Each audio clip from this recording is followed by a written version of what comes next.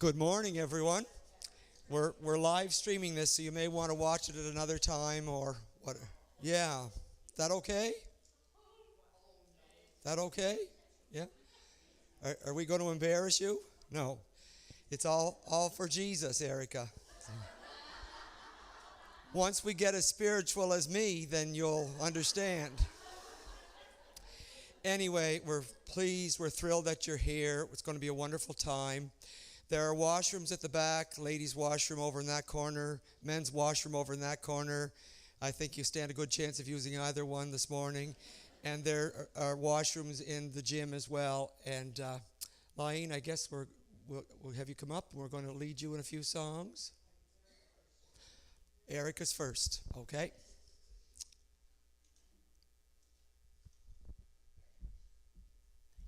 You're welcome.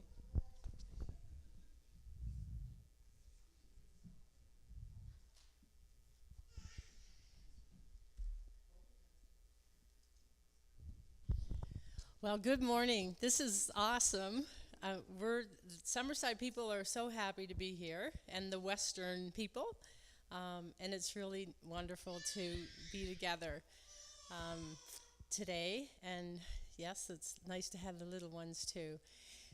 Before we begin, let's open in a word of prayer. And I must say, before I pray, that Corrine Peters with Sunshine Books, she was going to have a book table here today, but many of you know that her mom passed away Sunday, and the funeral is at 11 o'clock. So she, right now, would be preparing for that, for her mom. So let's pray.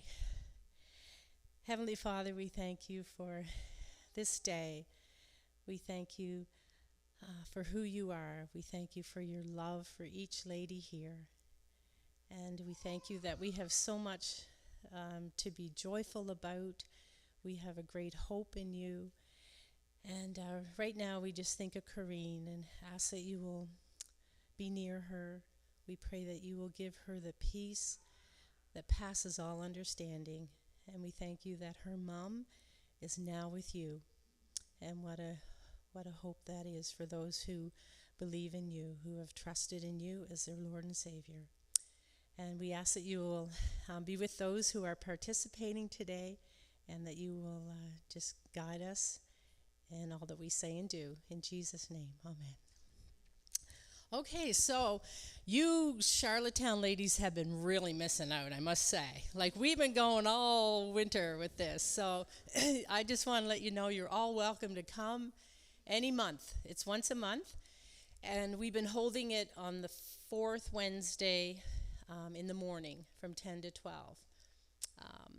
So we'll have one more, and I'll go over that at the end when I do an announcement. And I want to thank Faith Bible Church for allowing us to come here, or inviting us to come. This is wonderful. So one of the things that we've been doing is having a little game right off the get-go. So it could be any type of a game. If you've been to Showers, it could be that type of a game. So this time, I thought it might be kind of fun if the Summerside, well, I should say Western people get to know the East people. So I'm going to read a few of these, and we'll see. We can maybe guess, but we're going to learn some things about each other. Okay, so this particular lady, okay, I'll tuck it in deep.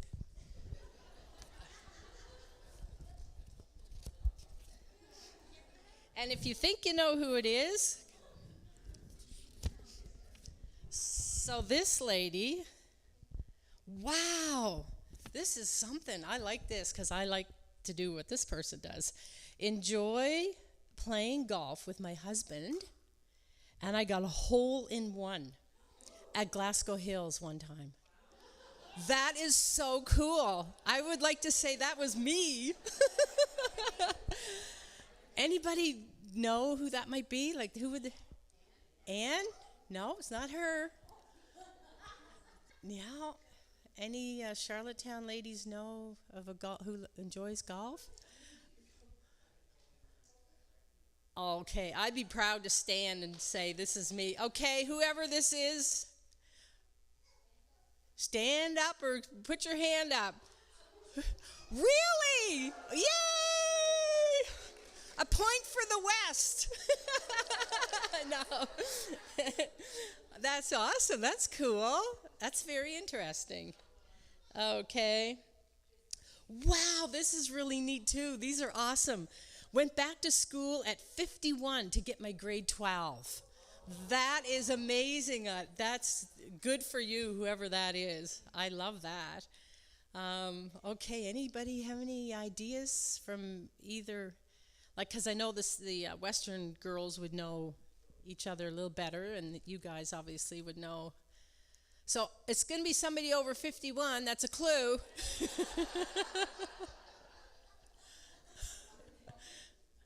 Okay, whoever that wise, smart person is, stand up or put your.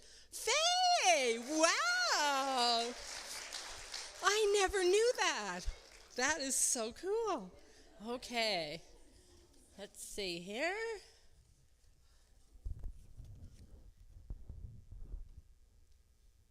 Oh. I planted over 20,000 trees. Who said Ashley?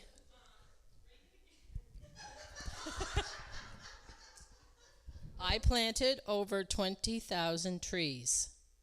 Is that right? 200. Okay, 200,000 trees. That's better. 20,000, 200,000 trees. 200,000 trees. Okay, that was Ashley. She got paid to do that. And she met her husband doing that, so that was a really good summer job. Okay, we'll do a few more. Whoops. And then maybe we'll have to gather together again to read some more.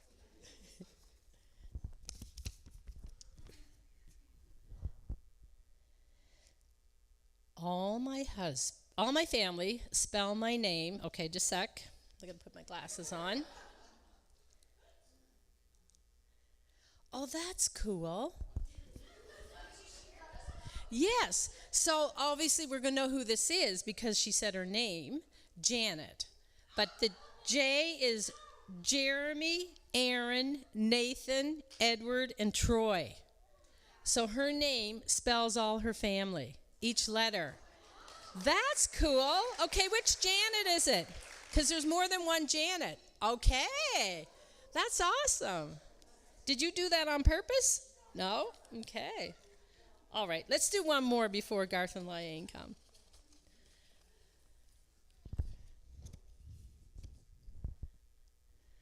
Ooh, took a sports team to Rhodes, Greece, and won a silver medal. Wow. Okay, I wonder who that would be. Oh, somebody know. You guys know? Did you take a sports team to Greece? And what sports team was it? Soccer team? And they won a silver medal. That's exciting. Yeah. Yeah. Cool. Did you have a relative on the team? Your daughter. Oh, nice. Yeah. Okay, well, we will, because there's so many others, it'd be great to read them all, but I'd like to carry on, like maybe if there's time at the end or whatever, we can read a few more. Pardon me? Lunch? Yes, that's an idea. Yeah. Okay. I don't mind reading some of those out if I'm allowed to have lunch.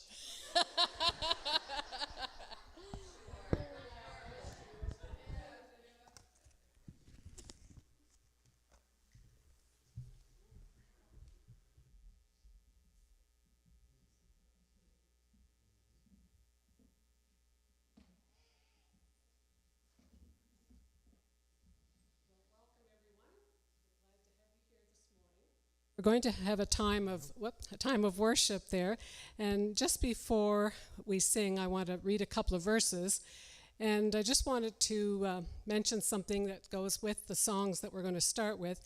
And if we look in the Bible, and also if we talk about life, we see the importance of water.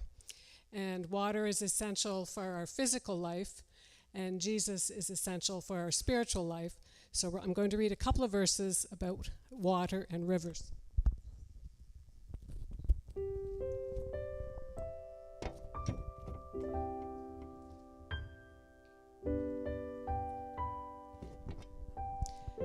Psalm 42 says, "As the deer pants for streams of water, so my soul pants for you, O God. My soul thirsts for God, for the living God."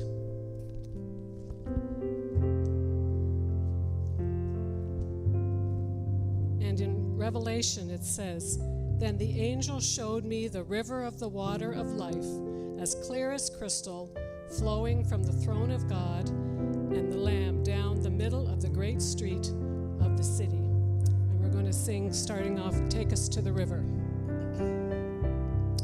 Take us to the river. Take us there in unity to sing a song of your salvation, to win this generation for our King, a song of your forgiveness, for it is with grace that river flows. Take us to the river in the city of our God. Can we stand, everyone? And Let's go sing back to the beginning. Take us to the river. Take us there in unity to sing a song of your salvation, to win this generation for our King, a song of your forgiveness, for it is with grace that river flows. Take us to the river in the city of our God. For the Spirit of the Son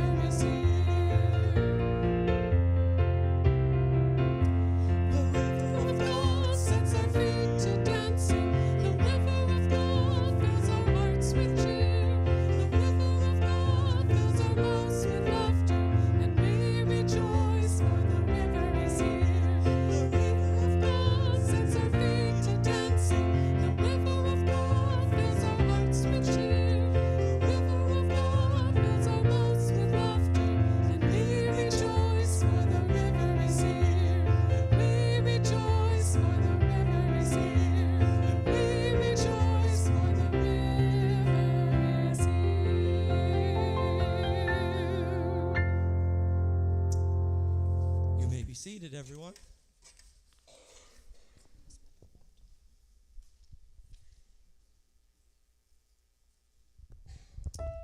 We're going to sing another worship song, and it talks about praising God, and there's different words used throughout each of the verses. And when it gets to the last verse, it talks about that we give our all to Jesus, to serving God. So we're going to just remain seated for now. We're going to sing the worship song.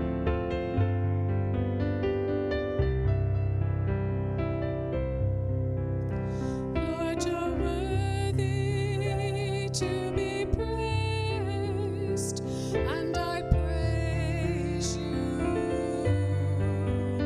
Lord, you're worthy to bow down to, and I bow down to you. Lord, you're worthy to be worshipped, and I worship you. I praise you, I bow down to you. I worship you. Lord, you're worthy to be honored, and I honor you. Lord, you're worthy to believe in, and I believe in you. Lord, you're worthy to be trusted. I put my trust in you. I honor you. I believe in you. I put my trust in you. Lord, you're worthy to be loved, and I love you. Lord, you're worthy of my life. I give my life to you. Lord, you're worthy, oh so worthy. I give my all for you. I love you. I live for you. I give my all.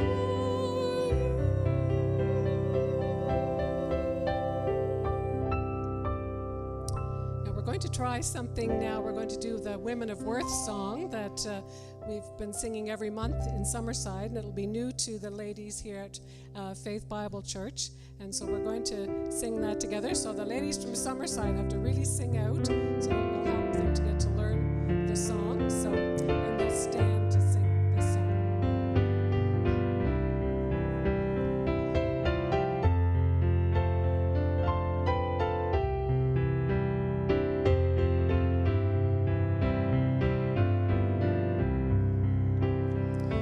Each one created special by God. We are His children,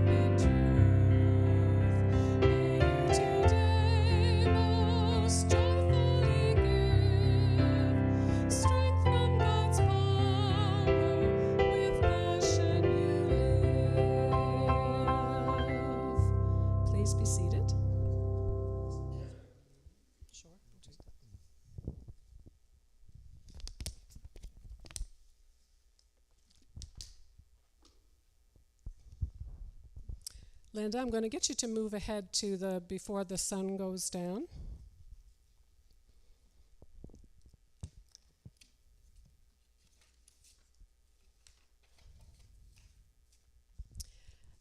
I've been thinking a lot lately, probably just as we get a bit older, you think about some things more often, and just thinking about the importance of making the most of our lives and living for God and not wasting any time or any opportunity that comes our way. Yesterday I was listening to the Christian radio station on my way home from getting groceries. I didn't get to hear the whole sermon, but that was kind of the gist of the message, and I'm going to try and see if I can find it online and listen to the whole thing. But that made me think of this song that I'm going to sing called Before the Sun Goes Down, and it talks about how do we live our lives? Do we have any regrets, or do we want to make sure we live our lives for Jesus?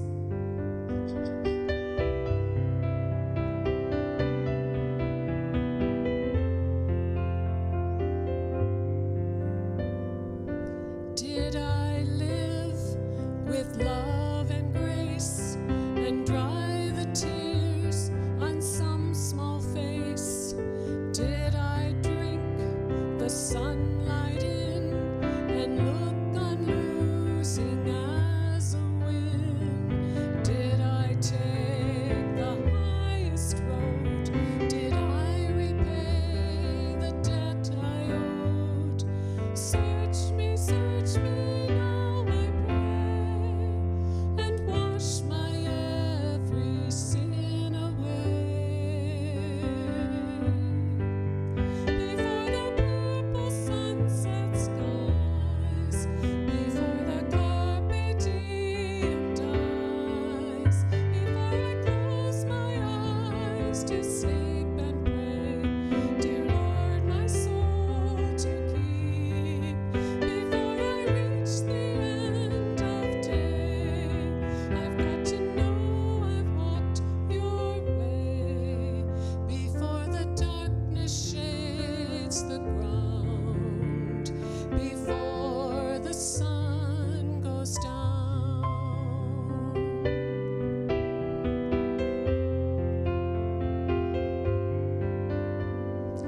Did I keep my word today and mean the things you heard me say?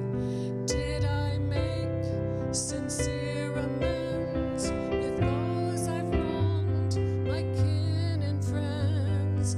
Did I seek to be more real and verbalize the things I feel?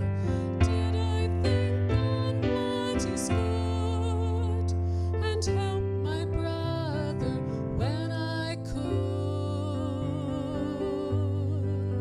Before the purple sunset skies, before the carpe diem dies, before I close my eyes to sleep and pray, dear Lord, my soul to keep.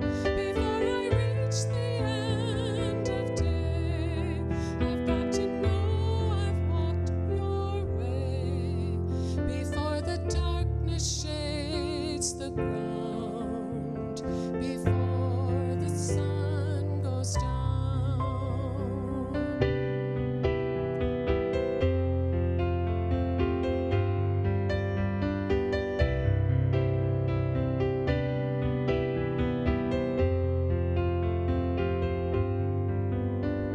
As I reflect, I must confess that I might not have passed some test, and I fell short in everything, for my poor flesh is limiting, and I regret my whole life through I did not spend much time with you. But if there's time and one more breath and one more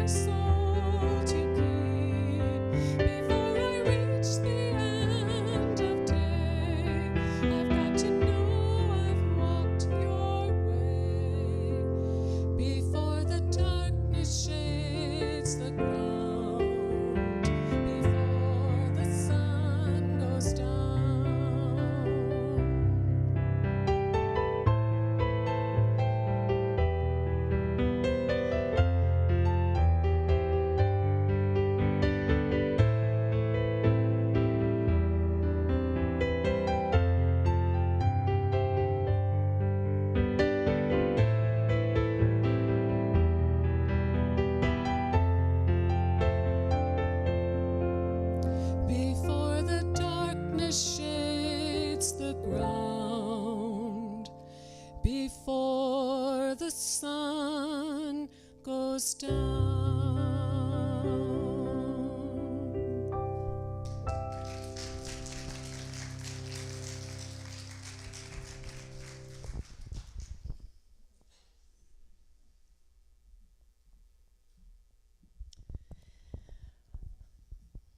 Beautiful song, Laine, and what a challenge for each of us.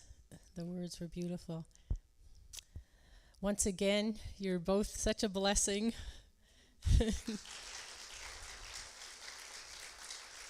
And if you'd like to hear that song, the worship song, Lord, You're Worthy, if you want to borrow my cassette tape that Garth and Laine sang that on, I've played that over and over. So it's wonderful to hear that. Okay, so before the guest speakers should come, we're going to have another guest. And this lady is going to, well, I'm not going to say. She's just, you come on, Doreen. And Doreen goes to a ladies' Bible study at our church, and we're studying 1 Corinthians, and we got into the discussion on the chapter about head covering. And we must have talked, I don't know, 40 minutes on the head covering. It was great discussion, and it's just a joy to open your Bible with other women and just talk the scriptures. And we have a great leader. So this kind of evolved, not to have Doreen do this today, from the discussion on the head covering. But anyway, she's done this. This is her claim to fame. If she was going to write an interesting fact, it could be that she's performed this many, many times. Too many, she says.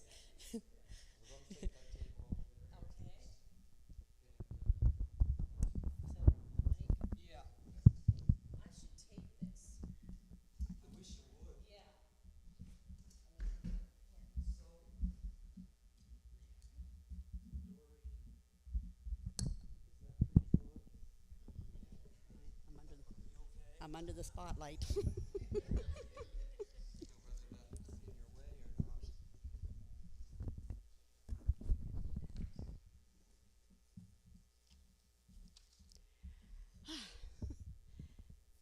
When I was 19 or 20 years old, I worked at our church Bible camp in New Brunswick.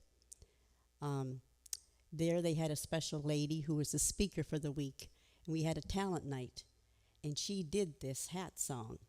But she did this 3 hats. And so later on, when I lived in Casco, Maine, our denomination had a retreat at Monadnock, and they asked all the churches to do a skit. And I said to our ladies, don't worry about it. This is the first time I've done this. But anyway, I didn't tell them what I was going to do. And so I decided to add this hat and this one. And so I hate to tell you what happened. I think I brought the house down. But anyway, I hope you enjoy it. It's a little song, and I'm going to sing in the voices of the hats that I am wearing. By the way, all these hats were given to me, except my son's hat, from people of our church in Casco, Maine. So you can tell these are really old. Okay. I suppose I should stand by the mic. Everything's all right in my Father's house. In my Father's house. In my Father's house. Everything's all right in my Father's house, where there's joy, joy, joy. I always get psyched up for this. Jesus is the way to my Father's house, to my Father's house, to my Father's house. Oh, Jesus is the way to my Father's house, where there's joy, joy, joy.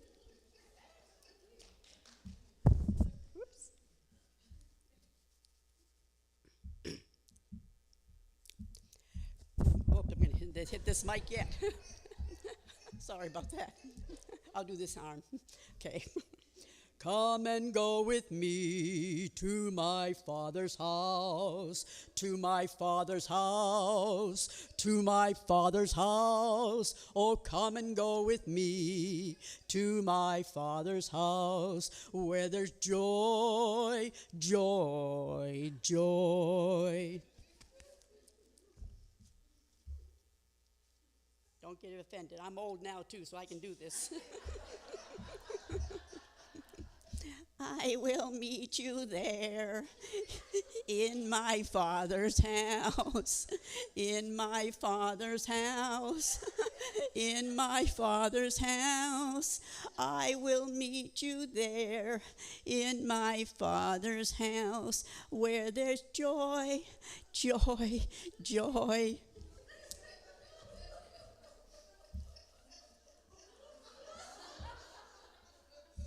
Red Sox man. Okay.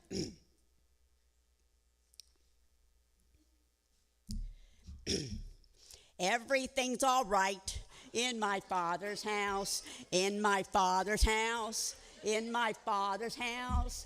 Everything's all right in my Father's house, where there's joy, joy, joy.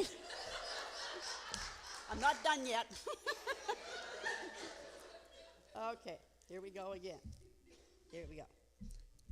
I gotta bring these closer to me. Okay.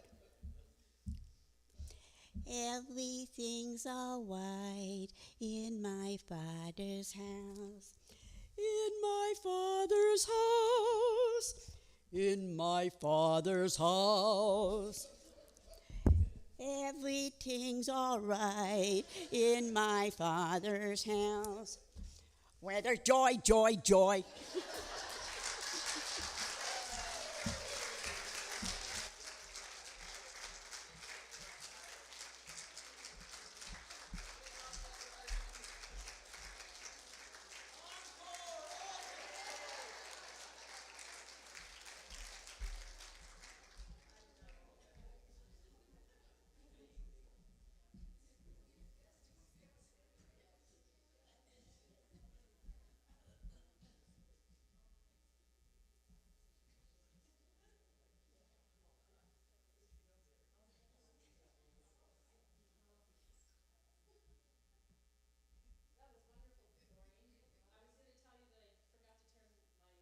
No, I wasn't recording, so could you do it again, please? But it was recording. Okay, I'm going to ask Liane if she would please come and introduce our speaker. Okay.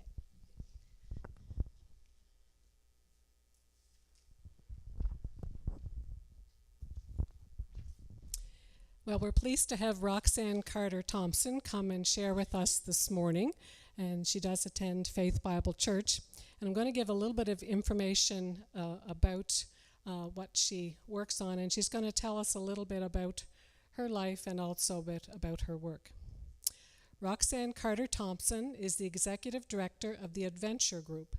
She has spent the past 31 years working collaboratively to grow a nonprofit organization that supports individuals to identify and address their barriers with the primary goal of supporting them to reach their full potential.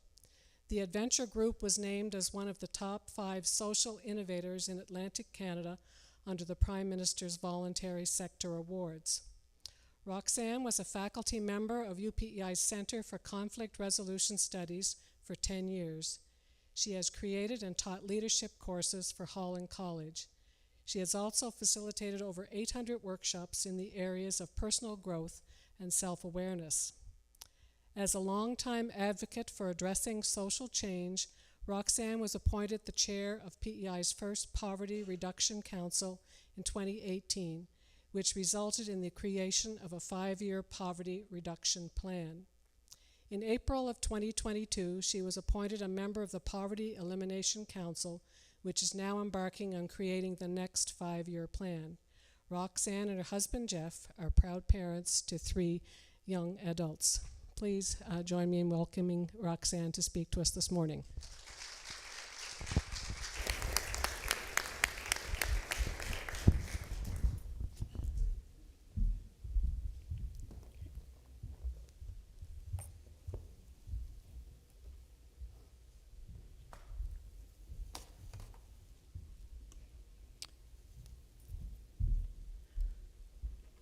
Can you hear me? So I don't think I've ever had this challenge, but the podium's too short. So I'm gonna pull it up. Not a challenge that I face at all. And make sure it's not too close either. I was thinking about the stage when I put my shoes on this morning, what shoes I would wear and what shoes I wouldn't wear, because that looks a little daunting. So thank you, Lyanne, for the introduction. You know, when I go to write my bio now, it just makes me feel old when I say 800 workshops and the work that I've done. And thank you to all that have made this day possible. You know, it was interesting. When I was in grade 7, so I'm going to share a confession, and I know this is live streaming, so my mother's hearing this, and she probably doesn't know this. When I was in grade 7, I wouldn't complete an assignment, and I had to stay in, sorry, Mom, for lunch 5 days in a row.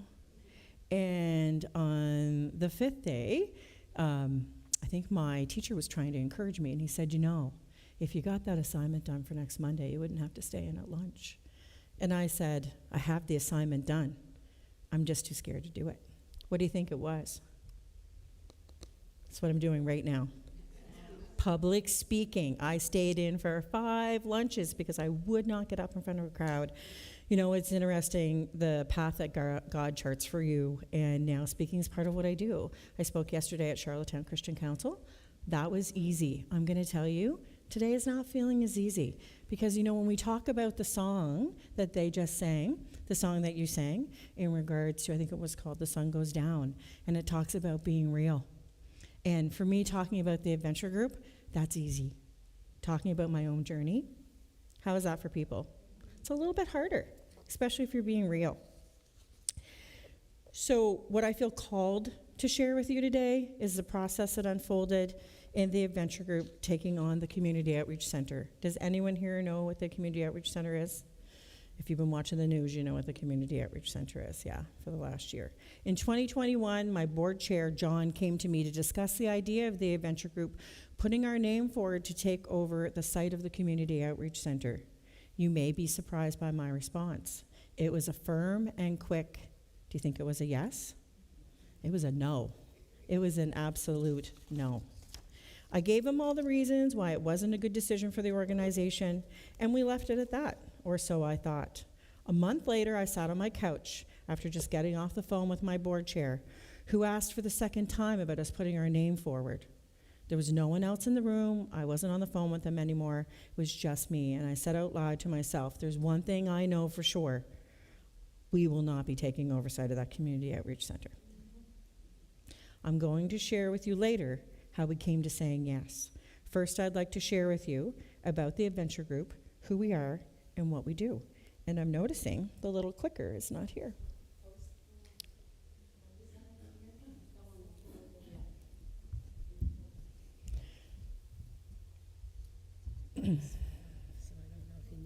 Okay, that's for the batteries. Yeah, we probably do need that. So I'll tell you what I might end up staying in for lunch now is technology. Technology is my challenge. So let's see if I can put this back together. Well, maybe we don't need it. We'll find out if we need it or not. Okay. It's still working, that's great.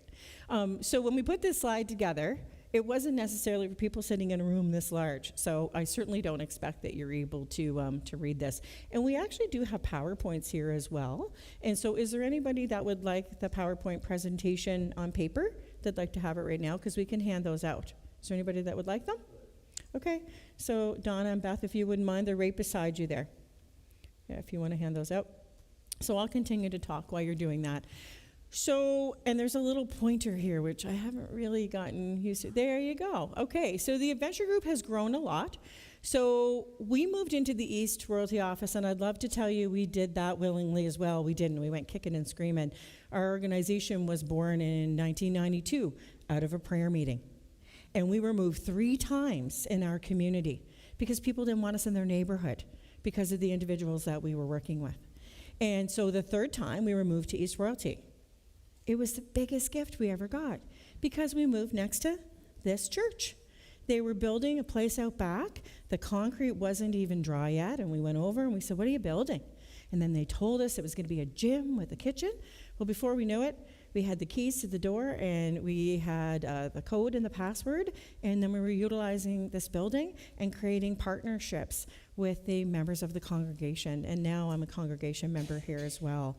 And there's so many wonderful programs. When, Amy and I were talking earlier with other individuals at the break, and we were talking about food for families and the wonderful ways that you're able to bless people that are in our programs and how you make them feel like they're part of the community. And so that's what started the East Royalty Building. We have a number of different programs that support people to move forward. And then the Montague office, we were asked to create an office in Montague, and we did that in 2018, and we deliver similar life skills programs down there. And then you can see the piece from the Community Outreach Center looks quite large, so it starts from there over. So I'm going to get into that in the next few slides. So the mission statement is to connect individuals experiencing homelessness or at risk of homelessness to client-centered services while meeting their basic needs and providing a safe space. This is really important. The population that we work with, there are many places in Charlottetown that you could walk into. They can't. The minute they walk through the door, someone asks them to leave. Someone asks them why they're there. If I went in to a store, do you think anybody would ask me why I'm there?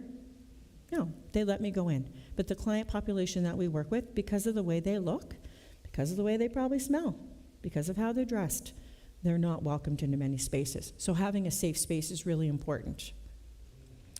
The purpose is human-centered. Our guiding principles are that we're human-centered, we provide a safe environment, collaboration, compassion, inclusiveness, trauma-informed care, and that we provide a continuum of care. And I'll get into more about what that means. So what's interesting is, I told this story yesterday. When I went to vote in the last election, I went to go up and cast my ballot, and someone stopped me before I did. The person who was, I forget the name of their title when they do that. She said, I got to ask you a question. So I'm going to vote, and she's stopping me to ask this question. All the cars down at the Outreach Center, are those all paid staff that work there? And I thought it was interesting. That was the concern. That was the reason why she needed to stop me from doing my vote at that moment, is that was bothering her. And why are the police there so much? Well, there's lots of cars that are at the Community Outreach Center because we have lots of partners that help us. So, but our staffing component is we have the executive director, that's myself. There's a director, she's here today, and a program manager, a frontline manager, and a facility manager. There's lots of services that we have there. So we have a management team of 4 people. And then our programming team is consisted of case managers. I'm going to get into more about what that is. Education and resource coordinator. I've got a story for you about that. Our mental health coordinator, that's a partnership with the Canadian Mental Health Association.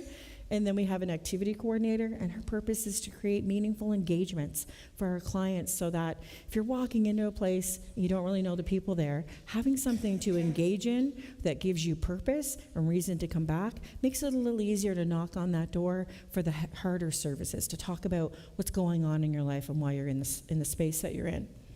And then we have practicum students. So right now we have 3 practicum students there from UPI, and they're nursing students. And they're going to walk away from this practicum with the knowledge of the population that we're working with, and they're going to carry that into their career.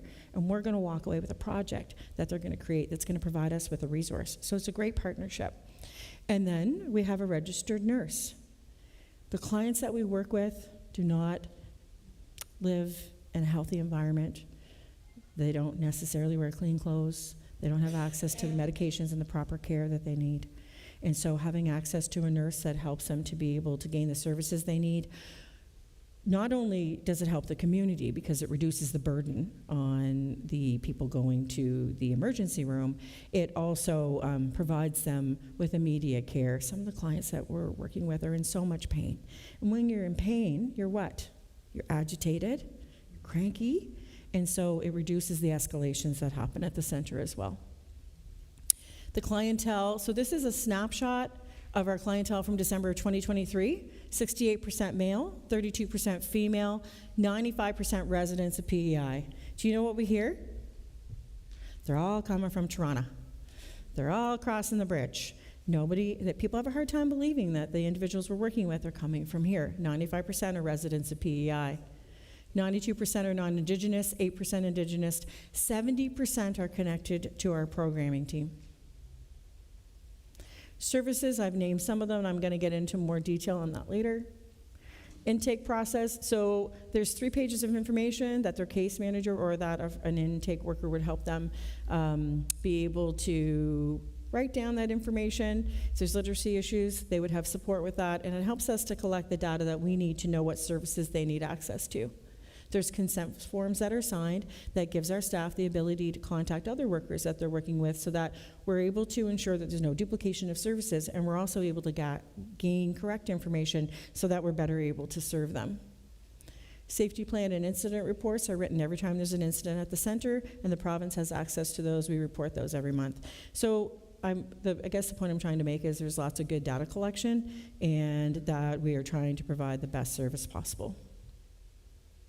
Basic needs: food, water, coffee, washroom facilities, shower facilities. How do you feel when you haven't had access to a shower and you're tired and you haven't had good food? It's hard to function, isn't it? And so we also have clothing and shoes that come in, and those come in from donations from people like yourself. Our biggest challenge is we don't have room to store all those items. And then computer and telephone access and safe storage of belongings for the 12 hours. So like if somebody wanted to drop items off, they could leave them there, but they have to pick them up by 8 a.m. that evening, and they only have enough room for a small tote. So imagine you have no place to live, and those are the only belongings that you can carry. We don't provide meals per se. We provide snacks, and we do provide sandwiches, we provide cereal, and we provide bagels and toast. And then this church is very supportive and provides us with a meal. This Sunday they're going to be providing us with a hot, nutritious meal, and that means a lot to the clients. Case management role, they support clients with housing referrals, employment, life skills development, financial assistance, many other services that help people to move forward to reach their potential. Education support. So GED prep, I'm going to tell you a little story about a young fella that we didn't have a classroom at this time at the outreach center, and I heard what was going on. The teacher was working with him one-on-one, and I heard her tell him, "You're really good at math." And I walked outside the room and saw him, and he was grinning from ear and ear. So he's willingly doing math. You would have had to pay me to do math. So he's willingly doing math. And then I went back into the office, and I heard him leave, and he goes, "So tomorrow you'll be here when I come back to do writing? Because you say I'm really good at writing, right?" So this young fella just graduated with his GED. And his hope and his goal is to go into post-secondary. He is on the autism spectrum, and he is super intelligent. He just needs that support. Mental health and addictions, there's many services that we're able to provide our clients with. Most of those are external. Meaningful daily activities, we have art, music, and fitness. Emotional regulation, that's provided by the John Howard Society. An outdoor wellness group, there's a company that comes in and helps us with that. Wellness Wednesdays, and other activities that create engagement. Peer support groups, so that's managed through our mental health coordinator as well as an individual from Canadian Mental Health. So our partnerships in the community are really important. And then again, so these are some of the meaningful activities. So I'm going to just highlight the Construction Association. So what our event activity coordinator does is that she looks at what engagements could help people to kind of see where they could fit. And so they took the clients to the Construction Association, and they had a chance to have a tour of their building where you learn hands-on on how to do a little bit of carpentry work, and they expose you to some of the trades. And 2 of our clients are now engaged in that life skills program. So that's huge. And then, like I mentioned, Kinetic Fitness, and Holland College has been a great supporter, UPEI, lots of people in the community helping. Primary care, I mentioned the nurse. So wound care, assessment and triage, laboratory testing. So we have the ability right now where blood work can be taken and urine samples can be taken to the hospital as well. So that type of support. A little bit on our statistics. So when we took on the center on April 18th, 2022, we had 179 client visits that we knew were happening in that month. And you'll look at how the numbers have jumped. In January of 2023, 259 clients a month. Do you notice the September number? 366. That's a lot of people. That's a lot of bowls of cereal. That's a lot of toast. That's a lot of milk. We've had some great support in the community because our expenses have gone up. I don't want to tell you how much we were over in our budget last year. $90,000. A lot.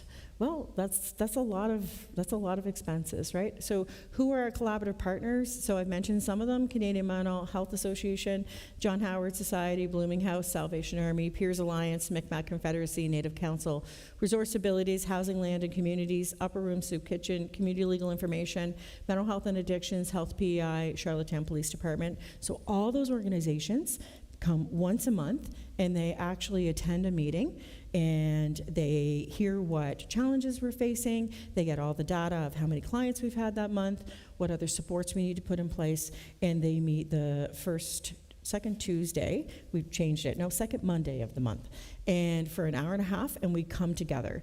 And so they provide services to guests of the Outreach Center. They also support the Community Outreach Center staff and management in meeting the goals for clients, and they work collaboratively on client cases. So they come down to the center to meet their clients, so the clients who don't have access to a vehicle don't have to go and try to navigate all those doors in the community. And meetings are held again once a month. So moving forward, there's a number, we pride ourselves on identifying our clients' needs and then being able to access the partners and provide the programs and services that are needed. One focus that we're really going to be working on is utilizing a volunteer program. We tried to have volunteers in during Fiona, and we realized we weren't ready. We were spending more time managing the volunteers than managing the clients, and it made us realize we needed to put a program in place. So for our volunteer program, there actually will be training, and then people can look at what roles they would like to take on. I know there's been a number of people who've said they want to be able to provide more support and they want to be able to come in, but you need to be prepared to do that because you don't really know what's going to happen in our building on any given day. And there's other services and supports that we want to put in place as well. Okay. I don't know what happens after I move past that, so I'm going to go back here. So, into the tougher piece. So we talked about being real. I said earlier I would share about my journey. If you drive down Queen Street in Charlottetown by Leonard's Cafe, does anyone know where Leonard's Cafe is? Go a bit farther and you'll see off to the left a brick wall with a painted sign. Anybody know what that sign says?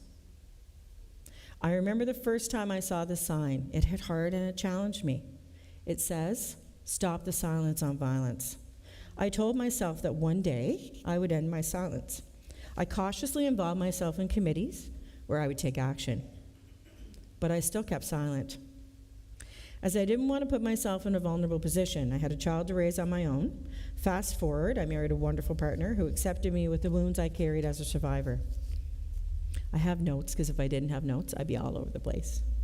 My son's a grown man. In 2020, I ended my silence when I spoke as a survivor at the December 6th National Day of Remembrance ceremony. Has anyone here ever been to that? It's held every year at the Confederation Center, and there's also ceremonies in Summerside. It's where we remember those whose lives were lost due to violence against women. I would like to share with you a part of my speech from that day. I'm a mother, a daughter, and a friend, and I've spent my entire career advocating for social change. What you don't know is that what led me to this work is that I'm also a survivor. I remember the first time I told one of my childhood friends why I left my partner. She looked at me and said, "I can't believe you let that happen to you. You were so confident. You were one of those girls who would never let a boyfriend treat you that way."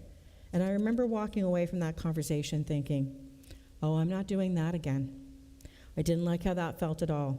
In my home, I hid the holes in the walls. I made excuses for my partner, but with my childhood friend, I felt I could be honest. I felt I could be vulnerable. I was wrong. A year later, I had dated, or I thought I was going to date, an RCMP officer from New Brunswick, and I remember when I told him why I wasn't with my partner. Before the words even got out of my mouth, he looked at me and said, "Oh, please tell me you're not one of those women." And again, I felt that same feeling. Shame had slapped me in the face. The sting was harsh, and my wounds were raw. The messages I was receiving that this was my fault, I had gotten myself into this situation, I should have seen the signs. My parents fostered, we had children in my home who came from abusive homes. I should have known better. I should have prevented this. I should have seen the signs. I remember when I went to Anderson House, I was so ashamed to be there. I thought I was telling the individual who was doing the intake a story that she had never heard before. I said, my situation is different. The violence didn't happen until I was pregnant. He writes me letters and brings me flowers after he's been violent. He really is sorry. I found out that day my story was no different. In fact, it was a pretty typical statistic. I'd be lying if I didn't say it's still hard for me to say the word survivor, because what comes with this word for me is shame. 31 years later, I still feel that shame.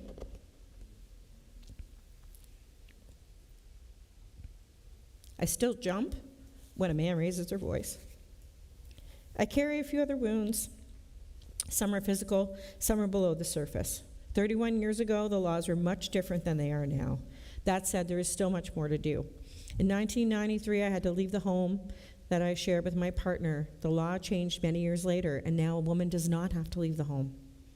At that time, I couldn't put supervised visits in place because a child witnessing violence wasn't the same as experiencing violence. The law has since been changed. These and other positive changes have become possible because of the people in our community who've taken action.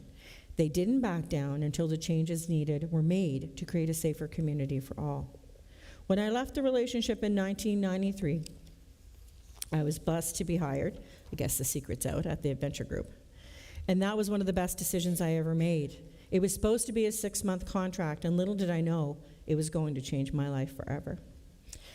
The people that I'd be introduced to while providing me with opportunities to help others change their lives. God put many amazing people along the way in my life who had a profound impact on me. They encouraged me to go back to university. They encouraged me to be brave and strong with their words and their actions. The nurse who said to me, I see you've been in the emergency room a few times in the past several months, dear. Is there anything you want to tell me? The friend who sat with me in the car down the road from my driveway until my partner fell asleep so that I could go into the house without an innocent comment escalating into a violent outburst. The board member who gave me the opportunity to take a 6-month contract 31 years ago at a nonprofit organization that changed my life. He's since passed away. The person who wrote a reference letter so that I could be accepted to Carleton University through UPEI so that I could go back to post-secondary while working and raising a family. The board member who made time for me and saw past my insecurities and wounds and still makes time for me to this day. That's John, by the way, the fellow with the great idea. That shame that I carried could have prevented me from moving forward in my life. God put many people in my path. They stepped forward, they became mentors and encouragers. I encourage you to be the light for someone else, to be their voice of encouragement, to act on that kind gesture that tugs at your heart, even though you're tired and you feel like you don't have the time. Make the time, as you do not know how that one action or one seed that you plant, how it will grow, how it will affect an individual, their children, and how it could impact an entire community. Compassion goes a long way. The people that impacted me the most are not the people that gave me sympathy. They gave me opportunity. They gave me moments to seize and goals to strive for. I would like to share with you a song that was put in my path at the same time that my board chair continued to ask me about us taking oversight of the Community Outreach Center.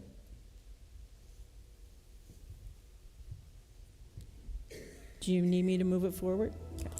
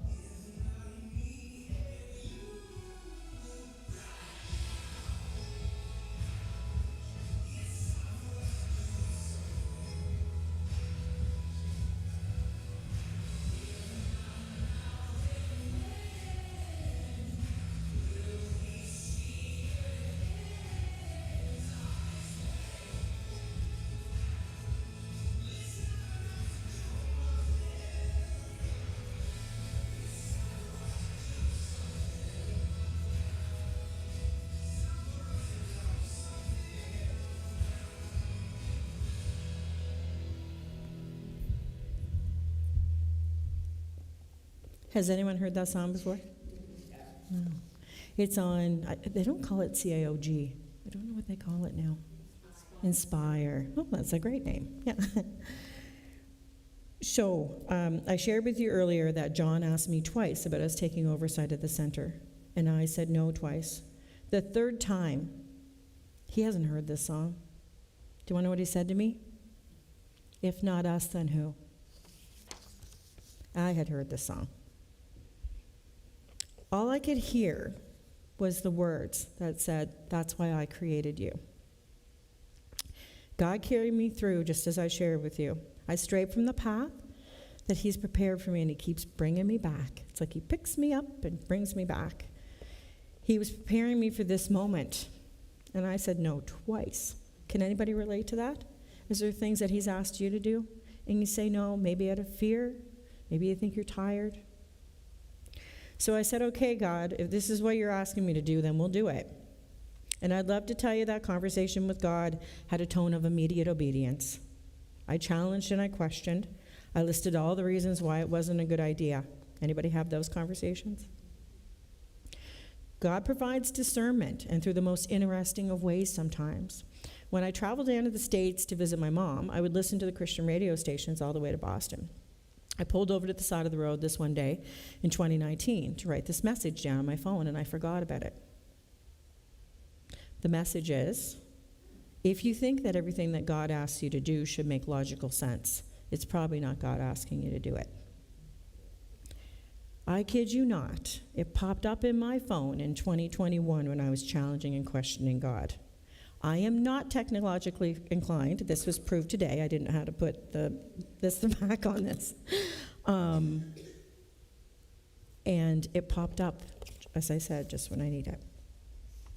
This message has continued to pop up in my phone since then. Funny story, the day that I was writing the speech for you folks, it popped up again then too.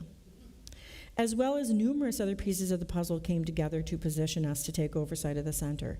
I questioned, who could I find to be the director of the center? Who's going to step up for that job?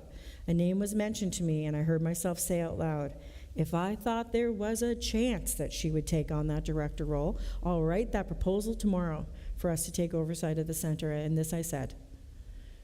I made up a reason to stop by her office.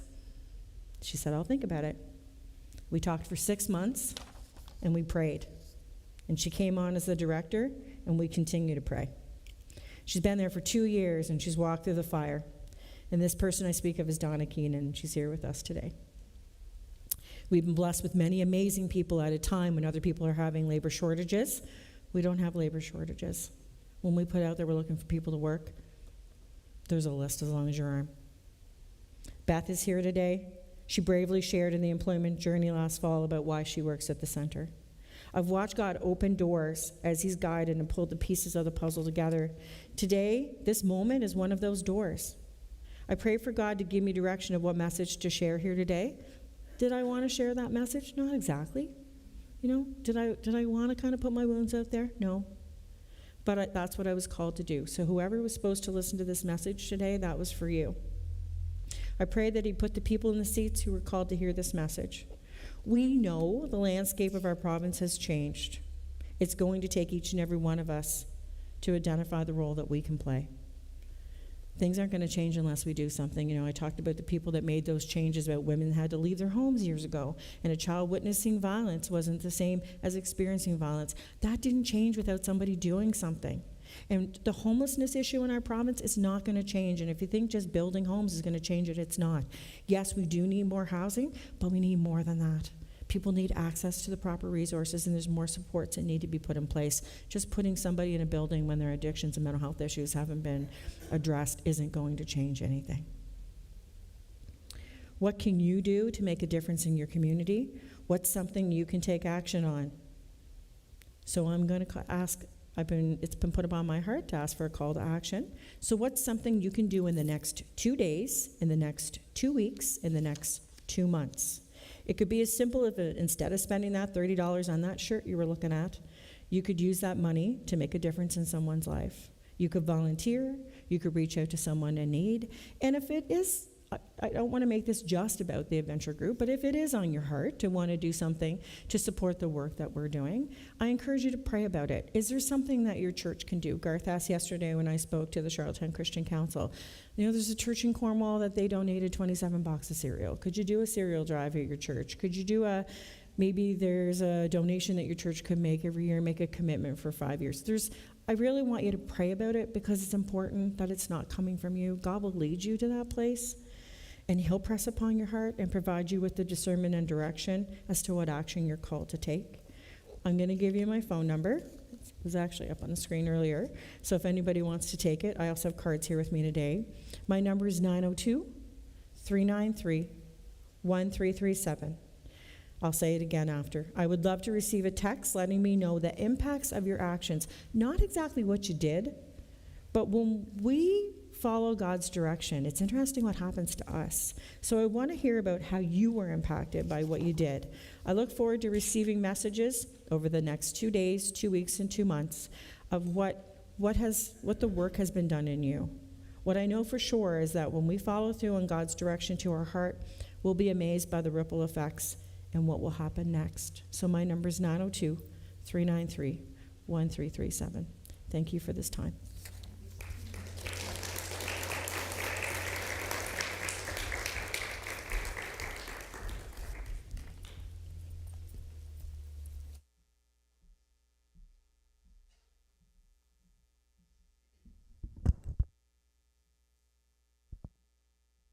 Roxanne, thank you so much for sharing, especially your personal testimony.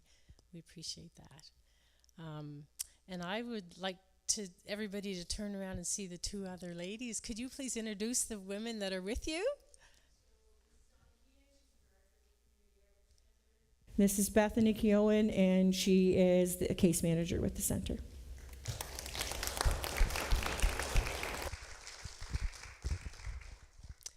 Thank you so much. And Roxanne, are you okay if I just allow people to have a couple questions? I have one. I watch Compass, so yeah. And there have been, well, I'm not even sure when this was, but I know that different places that the outreach center go in the community, the local people around that are not happy. And where does it stand now? Like with the outreach center, is it in a good spot? Are people? So I'll give you, how much time do I have? I notice it's 5 to 12, 5 to. 5 to 12? Yeah. So how much time do I? 25 to. Oh, is it 25? Yeah. Oh, apparently I can't see either. Okay. I come in on time. I was told 35 minutes, and that's what I did. Yay. Okay.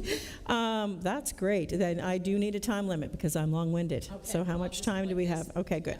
Should I sit? No, we can do it together. You can tell we practice this, right? So you know what? When we took on the center, my board chair and I went to the province and had a conversation and said, one of the reasons why I was saying no, I didn't get into those details because we would have been here for a while. As a mom, I had a really hard time with us being in a location that was close to 2 schools. And as a daughter, I had a hard time with it being close to a senior citizens home. And I just didn't feel like it was the right location for clients because they would be on display. And so we went and talked to government and said, look, we'll submit this proposal, but know that we're not willing to stay there longer than a year. My board chair is an incredible man who does all his work as volunteer in the community, and he is a builder. And so his background is construction, and he said, I think I can find a property. So I literally drove around before we even moved into the building and drove around and found places, and I'd be calling him going, well, what about over by the Maritime Electric building? Well, what about over by the pharmacy? What about the old Froggies? What about, and so we kept talking about these plans, and he goes, I've got something. Don't know what you're gonna think about it. And I said, what? He said, the old government garage. I'm like, okay. Wouldn't have thought of that. That's going to take a lot of work. And so he actually got a company to do up a blueprint of a concept of what it would look like if we moved there. He phoned somebody that he knew used to be the deputy minister of the department with transportation. We snuck a little tour, went through the building. He went through, they looked and saw, and had a chance to look and see the structure. Said, I think this will work. And we kept quiet. And knowing that we had a plan in place.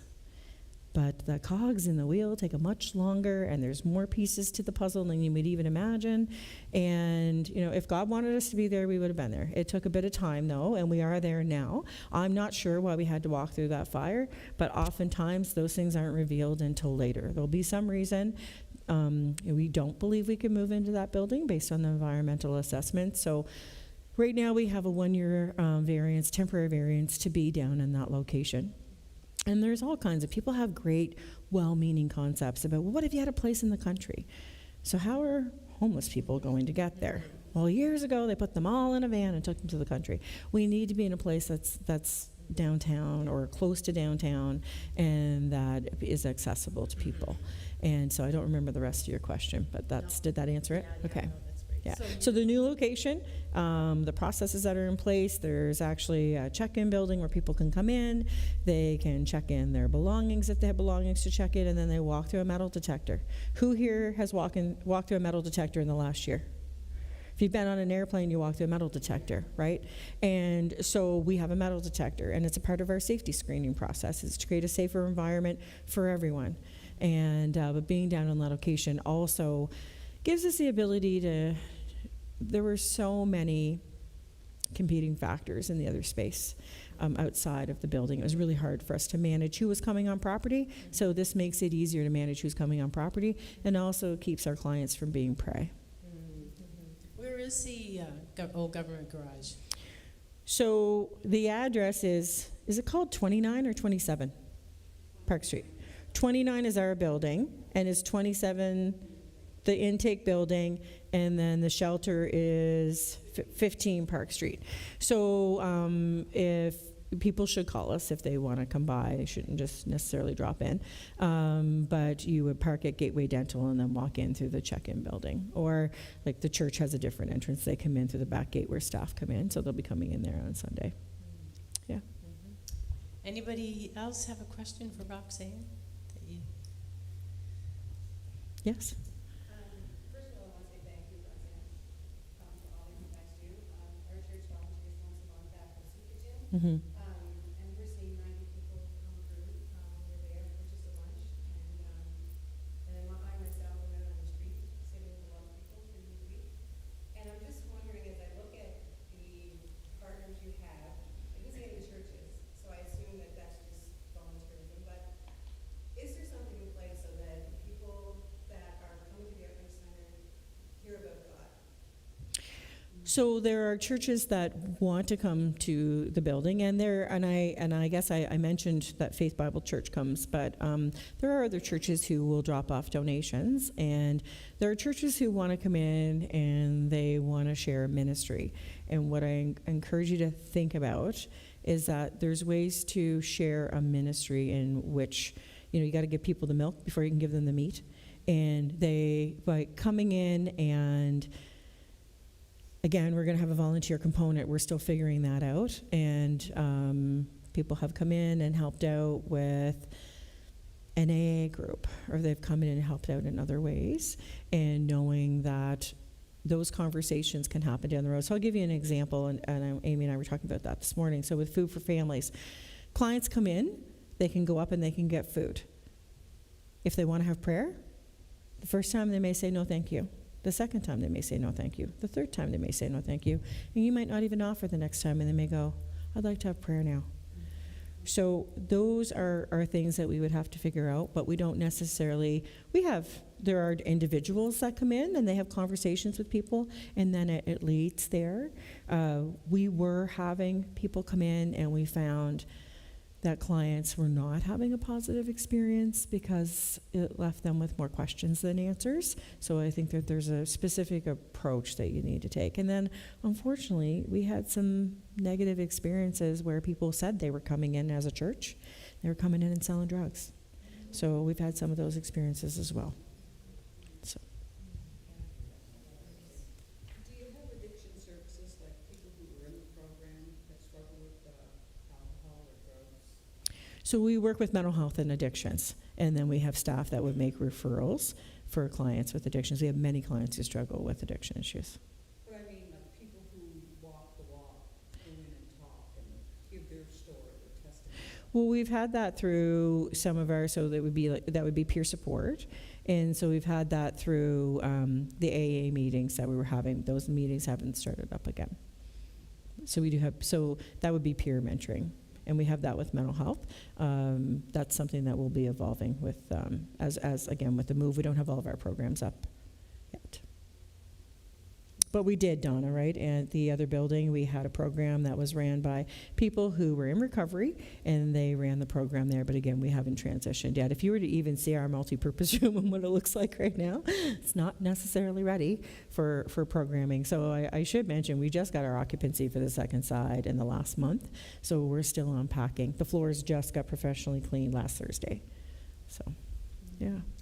I think that's wonderful, and it's amazing that there's a facility such as the Outreach Center, that a staff person or somebody else can go in and talk about the Lord or pray with somebody if they were interested. Yeah, again, we need to do that in ways that works for everybody. Yes, right? yeah. But even, because that doesn't happen very often in any other place.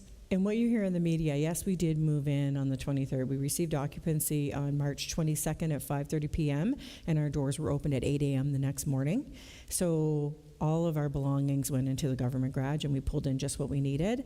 And we had no drinking water, and we had to run like a camp.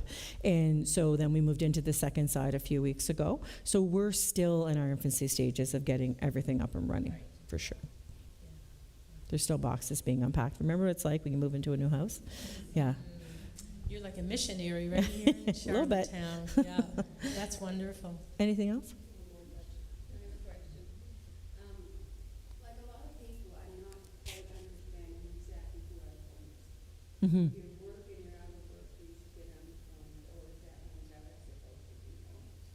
And if you're older, you could qualify for welfare. So who exactly are homeless? There's many pictures that I could paint you. There's a man who was working for CRA. He took a stroke.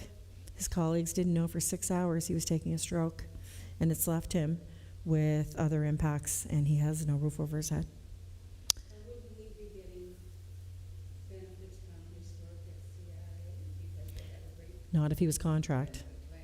Not if he was contract. No. But I'm just, this is what my question's always been. I see them, I Mhm. understand we have them, but I don't exactly know how they got to be homeless. My nephew is homeless right now. He's in the mental hospital. He's 33. Right. It's addictions and mental illness Yeah, from pain from his past that's Yeah. never been dealt with, right. and he struggles with that. And Mm-hmm. And a lot of it is, I understand addictions, and that's why so many people are afraid of moving Mm-hmm. next to their schools or to their homes and things like that. that's a lot of it. Yeah. You know what's interesting, and thank you for being brave enough to say that. So in the first few months that we took on the center, I'd be at the grocery store, and then I started predicting what was happening. Somebody would say to me, so I see that the adventure group took over the outreach center. They'd ask a few questions, and then it took the third or fourth time that this happened for me to clue what was going to happen. My niece is there. Nobody knows that someone in our family is homeless. And then they start to talk to you about it. And it's not who you think it is. I remember going to a fundraiser for the adventure group, and I was walking into the building. This woman comes up to me, and she's got another friend with her. And they've spent all day golfing together. And she knew what the fundraiser was about, the person with her did. And she comes up to me, and she said, how are things at the outreach center? And then she goes, I haven't told anybody this, but my son goes there.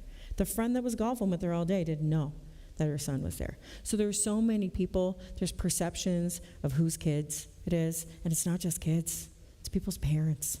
We've had people come in. We had a man that was brought from Summerside with a note in his pocket from the hospital. He was incontinent. One of our staff had to go to the shelter with him to help clean him up because he couldn't go to the bathroom by himself.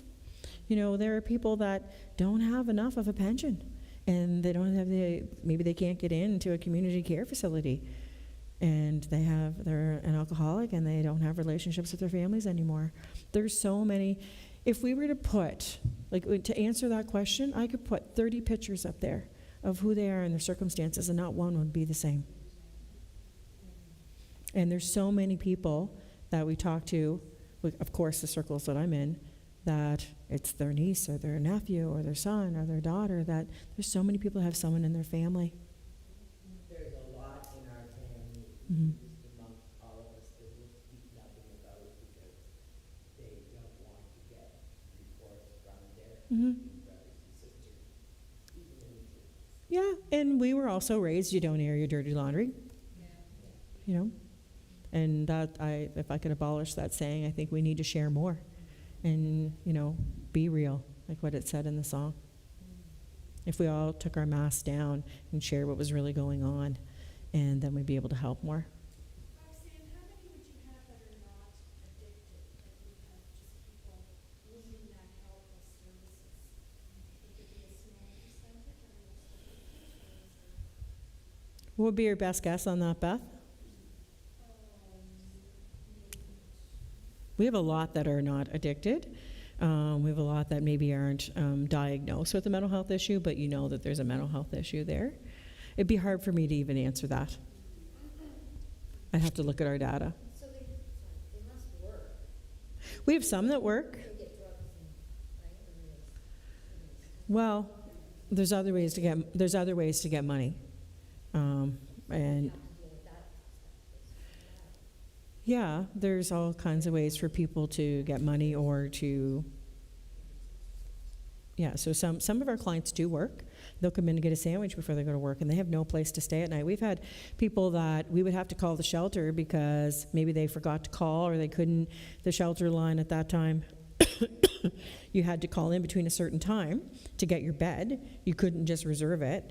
And then now a rule is in place that if you have a job that you can reserve it. But they didn't have their bed that night, and we'd have to go we'd be making, our staff would be making lunches for people to be able to take for their job the next day, and so that they could go to work. And some of them were going up to the fish plant, and they were getting on the bus early in the morning, and then they couldn't get their call in and would lose their bed that night. So government stepped in and said, okay, we're gonna have to make accommodations here for people who are working.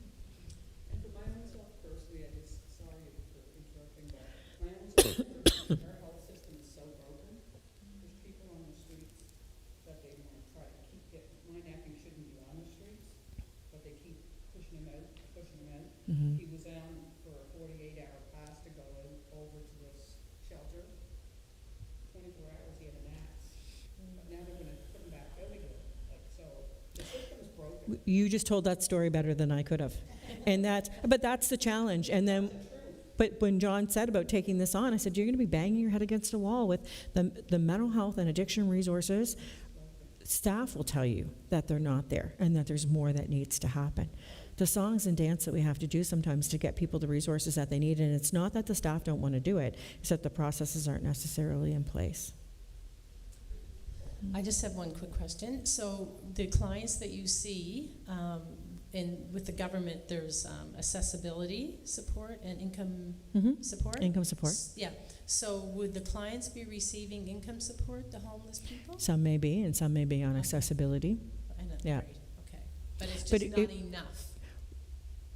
Or there's no housing for them, or they can't Okay. maintain housing. There's people Right. that, Gotcha. Beth, I mean, you'd have a list as long as your arm of people that you've gotten housing for, but then they can't keep it. Right. Pardon me?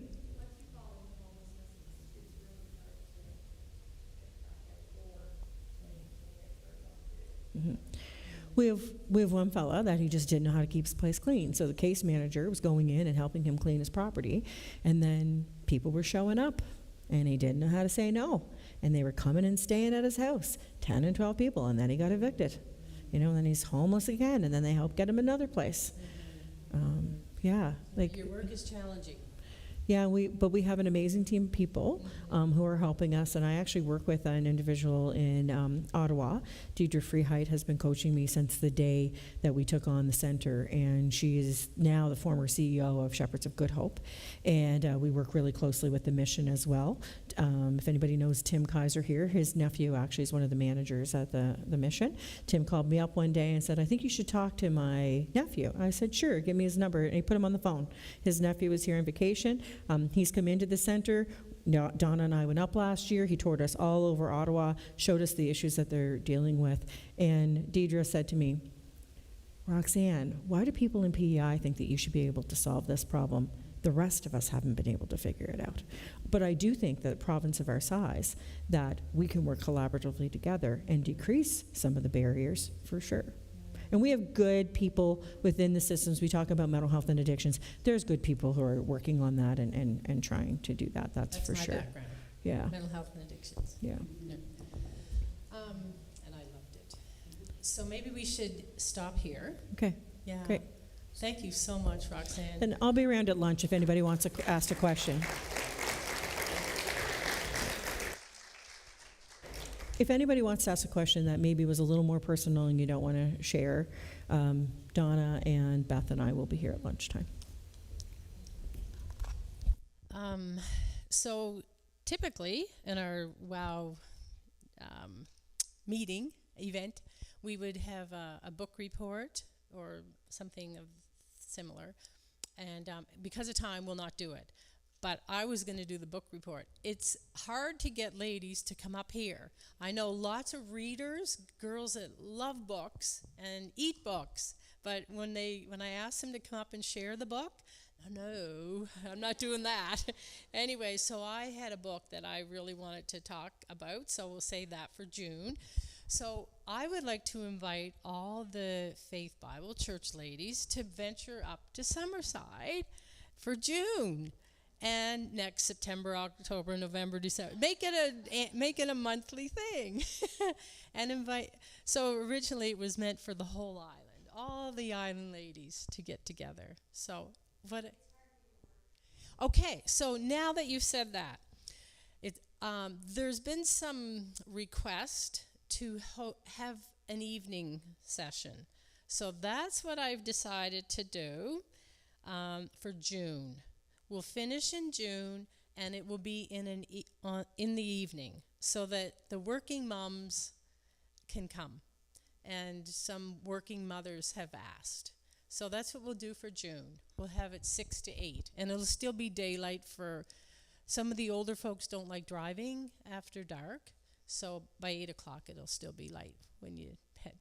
And the other thing is, June, it will not be the 4th Wednesday of the month. It will be the 3rd, because the guest speaker, she's from the U.S., and that's going to work in her time frame that she'll be here. And you're going to love her. Her name's Jen, and she's got a tremendous